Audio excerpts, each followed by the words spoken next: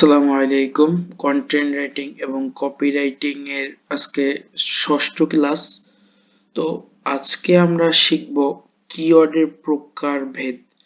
গত ক্লাসে আমরা নিশ এবং কিওয়ার্ড দেখেছি, তো আজকে দেখব হচ্ছে কিওয়ার্ডের প্রকারভেদ। কিওয়ার্ড বিভিন্ন প্রকারের হয়ে থাকে।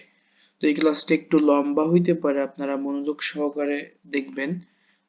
ইম্পর্টেন্ট বেশ কিছু জিনিস দেখাবো ইনশাআল্লাহ। তো কিওয়ার্ডের প্রকারভেদ যদি বলি, তো প্রথমে আছে short tail keyword. Short tail keyword হলো সবচেয়ে সাধারণ কিওয়ার্ড, যা সাধারণত এক থেকে তিনটি শব্দের মধ্যে সীমাবদ্ধ। এগুলো র্যাঙ্ক করার জন্য সবচেয়ে কঠিন, কারণ এটি অনেক বিস্তৃত এবং প্রতিযোগিতা বেশি। উদাহরণস্বরূপ, আপনি যদি বই শব্দটি দিয়ে সার্চ করেন, তাহলে বই সম্পর্কিত হাজারো ওয়েবসাইট ও কন্টেন্ট রয়েছে যা র্যাঙ্ক করা বেশ কঠিন। আচ্ছা, যেমন যদি আমি উদাহরণ দেখাই শর্ট টেল কিওয়ার্ড, আপনি যদি বই লিখেই সার্চ করেন, যেমন বই তো না, আমি বুক লিখে সার্চ করতেছি। আচ্ছা, বই লিখে এবার যদিও সার্চ করেন, তো আমি যে বুক লিখে যখন সার্চ করতেছি এটি একটা ওয়ার্ড, তো এর কিন্তু বিস্তৃত যখন সার্চ করব তখন কিন্তু রকমারি আছে, যে হাজার হাজার আপনি পেয়ে যাবেন। যদি আমি যে যাই, তো হাজার হাজার আছে, এখানে হাজার হাজার ওয়েবসাইট আছে। তো এটা র্যাঙ্ক করা অনেক বেশি কঠিন। তো শর্ট টেল কিওয়ার্ড নিয়ে প্রথম দিকে কাজ করা ঠিক না, কারণ এটি র্যাঙ্ক করা অনেক বেশি কঠিন।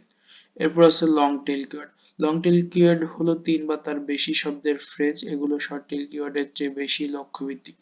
লং টেল কিওয়ার্ড সাধারণত বেশি লিড বা বিক্রি করতে সাহায্য করে, কারণ ভিজিটররা কিছু নির্দিষ্ট বিষয় সার্চ করেন। এগুলো কম প্রতিযোগিতামূলক হয়, সহজে র্যাঙ্ক করা যায়। উদাহরণ, বই বাজার কোথায়। আচ্ছা, যদি আমি বই বাজার কোথায় এটা লিখেই সার্চ করি, যেমন এই যে তিনটা শব্দ আছে, যেমন একটার বেশি ওয়ার্ড হয়ে থাকে, দুইটা, তিনটা, চারটা কখনো ওয়ার্ড হয়ে থাকে, এগুলো সাধারণত লং টেল কিওয়ার্ড হয়ে থাকে। এইগুলা আপনার আর এগুলার সার্চ খুব কম থাকে, কিন্তু র্যাঙ্ক করা সহজ। এগুলোর সার্চ রেজাল্ট কম থাকে, কিন্তু র্যাঙ্ক করা সহজ। যেমন সার্চ করলাম বই বাজার কোথায়, আহ, এই যে যে অল্প কিছু ওয়েবসাইট দেখছেন চলে আসছে, তো এই কিওয়ার্ডের মাধ্যমে কিন্তু আপনি র্যাঙ্ক করতে পারবেন সহজে, কারণ এগুলো সার্চ রেজাল্ট খুব কম থাকে, খুব কম মানুষ সার্চ করে। আহ, এটাতে আপনি স্পেসিফিক কিছু বোঝায়, এগুলাতে আপনি বিক্রি করতে পারবেন সহজে। যদি আপনি র্যাঙ্ক করাইতে পারেন আর কি, র্যাঙ্কও করানো যায় সহজে, কারণ এর প্রতিযোগিতা খুবই কম থাকে। তো লং টেল কিওয়ার্ডও বুঝতে পারছেন। এরপর আছে লোকেশন কিওয়ার্ড। লোকেশন কিওয়ার্ড হলো নির্দিষ্ট ভৌগোলিক এলাকার গ্রাহকদের টার্গেট করার জন্য ব্যবহৃত কিওয়ার্ড। এতে সাধারণত শহর, দেশ বা অঞ্চল নাম অন্তর্ভুক্ত থাকে। লোকেশন কিওয়ার্ড স্থানীয় মানুষদের কাছে পৌঁছানোর সুযোগ করে দেয়। উদাহরণ, ঢাকার সেরা হোটেল। আপনি লোকেশন কিওয়ার্ড হচ্ছে লোকেশন, আপনি যে কোনো লোকেশন যদি খুঁজেন, সেই ক্ষেত্রে হচ্ছে আপনার লোকেশন কিওয়ার্ড ব্যবহার করতে হয়। যেমন আমি এখানে সার্চ করতেছি, লোকেশন কিওয়ার্ড দিয়ে আমি সার্চ করতেছি, তো ঢাকার সেরা হোটেল। আপনিও আপনার যে কোনো লোকেশন খোঁজার জন্য, এই যে ঢাকার সেরা হোটেল, দেখেন অনেকগুলো হোটেলের ছবি কিন্তু চলে আসছে আমি যখন ঢাকার সেরা হোটেল লিখে সার্চ করছি। তো এই যে যে মানে লোকেশনের জন্য, লোকেশন খোঁজার জন্য যে কিওয়ার্ড গুলো ব্যবহার করা হয়, এটাই লোকেশন কিওয়ার্ড। এগুলো খুবই সহজ জিনিস, আপনারা সহজে বুঝতে পারবেন আশা করি। এরপর আছে ব্র্যান্ডেড কিওয়ার্ড। ব্র্যান্ডেড কিওয়ার্ড হলো নির্দিষ্ট ব্র্যান্ডের সাথে সম্পর্কিত শব্দ বা ফ্রেজ, যা গ্রাহকদের আপনার ব্যবসা খুঁজে পেতে সাহায্য করে। এতে আপনার কোম্পানির নাম, পণ্যের নাম, কোম্পানির ট্যাগলাইন অন্তর্ভুক্ত থাকে। উদাহরণ, অ্যামাজনের সেরা বিক্রিত পণ্য। এই যে অ্যামাজন, ধরেন এই যে কিন্তু একটা ব্র্যান্ড, তো এই যে অ্যামাজনের সেরা বিক্রিত পণ্য আপনি খুঁজতেছেন, বা আপনি যে কোনো একটা কোম্পানির নাম দিয়ে খুঁজতেছেন, যেমন একটা ঘরের বাজারের সেরা পণ্য আপনি খুঁজতে পারেন। এই যে আপনি একটা নাম ব্যবহার করে খুঁজতেছেন, এটাই হচ্ছে ব্র্যান্ডেড কিওয়ার্ড। তো আশা করি বুঝতে পারছেন, এগুলো খুবই সিম্পল জিনিস, সহজে বুঝতে পারবেন। রিলেভেন্ট কিওয়ার্ড, এটা একটু জটিল বিষয় না ঠিক, আবার জটিল বিষয় যদি বুঝতে না পারেন। রিলেভেন্ট কিওয়ার্ড এবং এলএসআই কিওয়ার্ড, এই দুইটা কিওয়ার্ড আপনাদের খুব বেশি প্রয়োজন, যার কারণে এই দুইটা আপনারা একটু দয়া করে মনোযোগ সহকারে দেখবেন। রিলেভেন্ট কিওয়ার্ড হলো এমন কিছু শব্দ বা বাক্যাংশ যা আপনার কন্টেন্ট, পণ্য বা সার্ভিসের সঙ্গে সরাসরি সম্পর্কিত এবং যা আপনার টার্গেট অডিয়েন্স সার্চ করতে পারে। আচ্ছা, দেখেন রিলেভেন্ট কিওয়ার্ড হলো কোনগুলো আমি একটু দেখাই। আমি যদি ঢাকা সেরা হোটেল লিখে সার্চ করি, একটু নিচের দিকে যদি আসি, নিচের দিকে এই যে দেখেন, এইখানে দেখেন অনেকগুলো আরো আছে। এই যে পিপল অলসো সার্চ ফর, মানে এই কিওয়ার্ডের সম্পর্কিত আরো যে কিওয়ার্ড গুলো সার্চ হয়, ঢাকা চকবাজার আবাসিক হোটেল, আগারগাঁও আবাসিক হোটেল, বগুড়া ভালো আবাসিক হোটেল, হোটেল নিকুঞ্জ আবাসিক হোটেল নিউ মার্কেট, এইগুলাই হচ্ছে রিলেভেন্ট কিওয়ার্ড। আবার আমি যদি দেখেন সার্চ করি, যেমন আমি সার্চ করতে পারি book, best best book best book in the world, এটা লিখে আমি সার্চ করলাম। তো best book in the world লিখে যদি সার্চ করি, এই যে কিছু কিওয়ার্ড দেখতে পাচ্ছেন আপনি।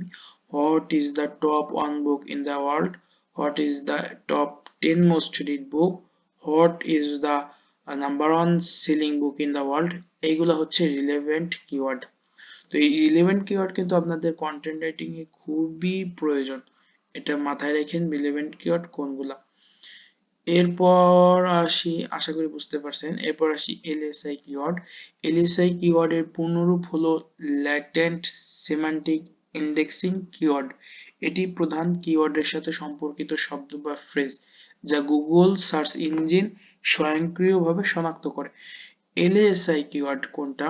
আচ্ছা, আপনাদের যদি উদাহরণ, মোবাইল শব্দের জন্য এলএসআই কিওয়ার্ড হতে পারে মোবাইল ফোন, সেরা স্মার্টফোন, স্যামসাং মোবাইল। আচ্ছা চলেন একটু এলএসআই কিওয়ার্ড আপনাদের দেখাই। আমি যদি আপনাদের এলএসআই কিওয়ার্ড দেখানোর চেষ্টা করি, তাহলে এখানে আমি সার্চ করতেছি, ধরেন মোবাইল, এই যে মোবাইল লিখে সার্চ করলাম, এখানে দেখেন অনেকগুলো লেখা কিন্তু আছে, মোবাইল ওয়ার্ল্ড কংগ্রেস, মোবাইল দোকান, mobile price in Bangladesh, mobile world, mobile legend, mobile phone paragraph. এই যে সম্পর্কিত যে এগুলা আছে, এগুলা কিন্তু এলএসআই কিওয়ার্ড। এই এলএসআই কিওয়ার্ডটা আপনাদের কন্টেন্ট রাইটিং এ দরকার হবে, এটা একটু ভালো করে শিখে রাখেন। এগুলো আপনাদের দরকার হবে, রিলেভেন্ট কিওয়ার্ড এবং এলএসআই কিওয়ার্ড। যখন কন্টেন্ট রাইটিং দেখাবো তখন দেখতে পারবেন, এগুলো খুবই প্রয়োজন হবে। তো এইগুলো একটু আপনি মনোযোগ সহকারে দেখেন, এই যে আপনি সার্চ করে যে বাকিগুলো আসছে, এইগুলাই হচ্ছে এলএসআই কিওয়ার্ড। আশা করি এলএসআই কিওয়ার্ড বুঝতে পারছেন। এলএসআই কিওয়ার্ড আরো ভালোভাবে সার্চ করার জন্য কিছু টুলও আছে, ওইগুলো আপাতত আপনাদের দেখতে হবে না, পরবর্তীতে দেখাবো ইনশাল্লাহ যদি দরকার হয়। এরপর আছে হচ্ছে কমার্শিয়াল কিওয়ার্ড। কমার্শিয়াল কিওয়ার্ড এমন কিওয়ার্ড যা কোনো পণ্য কেনার উদ্দেশ্যে সার্চ ইঞ্জিনে ব্যবহৃত হয়। এটি এমন ভিজিটরদের আকর্ষণ করে যারা সত্যি পণ্য কেনার জন্য আগ্রহী। উদাহরণ, সেরা প্রোটিন পাউডার, 10,000 টাকার মধ্যে মোবাইল ফোন, নাইকি জুতার রিভিউ। এই যে কমার্শিয়াল কিওয়ার্ডটা কি? এমন কোন কিওয়ার্ড যা সার্চ ইঞ্জিনে পণ্য কেনার উদ্দেশ্যে ব্যবহৃত হয়। পণ্য কেনার উদ্দেশ্যে, এইগুলা কিন্তু আপনি যদি এই কিওয়ার্ড দ্বারা র‍্যাঙ্ক করাইতে পারেন, পণ্য ক্রয় করার সম্ভাবনা অনেক বেশি। কারণ আপনার অডিয়েন্স যারা আছে তারা পণ্য কেনার উদ্দেশ্যেই আসে, এবং তারা পণ্য যদি সেরকম ভালোভাবে তারা আর্টিকেল পায়, কন্টেন্ট পায় বা কিছু একটা পায় বা প্রোডাক্ট পায়, তাহলে কিন্তু তাদের পণ্য কেনার সম্ভাবনা অনেক বেশি। কারণ তারা একটা টার্গেট কিওয়ার্ড লিখে সার্চ করছে। তো এটা কমার্শিয়াল কিওয়ার্ড নিয়ে কিন্তু আপনি যদি ভালো র‍্যাঙ্ক করাইতে পারেন, খুব সহজে কিন্তু আপনি তাহলে সেলস করতে পারবেন। Informational keyword. ইনফরমেশনাল কিওয়ার্ড হলো সাধারণ তথ্য খোঁজার জন্য ব্যবহৃত শব্দ বা ফ্রেজ। সাধারণত এটি ক্রেতার জ্ঞানের স্তরে ব্যবহৃত হয় যখন তারা একটি নির্দিষ্ট সমস্যার সমাধান বা পণ্য সম্পর্কে তথ্য খোঁজেন। উদাহরণ, সেরা ফিশিং রড কোনগুলো?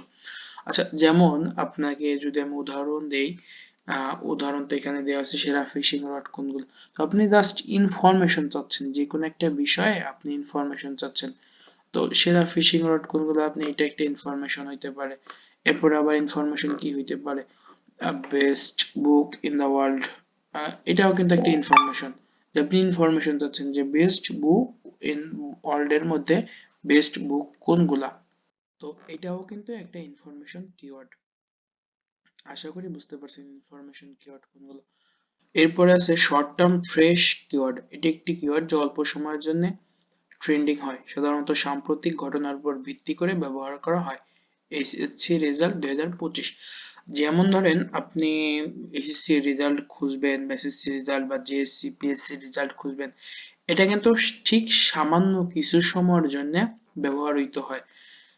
এই কিওয়ার্ড গুলো কিন্তু মানুষ ওই যে বছরে একবার দুইবার খোঁজে, এর বেশি কিন্তু আর মানুষ সার্চ করে না। সামান্য কিছু সময়ের জন্য এটা খুব ট্রেন্ডিং এ থাকে, এবং এই একদিন বা দুই দিনের জন্য এটা কিন্তু দেখবেন যে ওয়েবসাইটে ঢুকতে গেলে অনেক ঝামেলা হয়, এত বেশি ট্রেন্ডিং এ থাকে।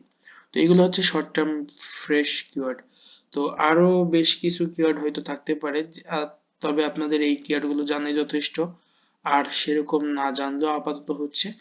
তো আশা করি আপনারা সবাই বুঝতে পারছেন। আজকে ক্লাস এই পর্যন্তই।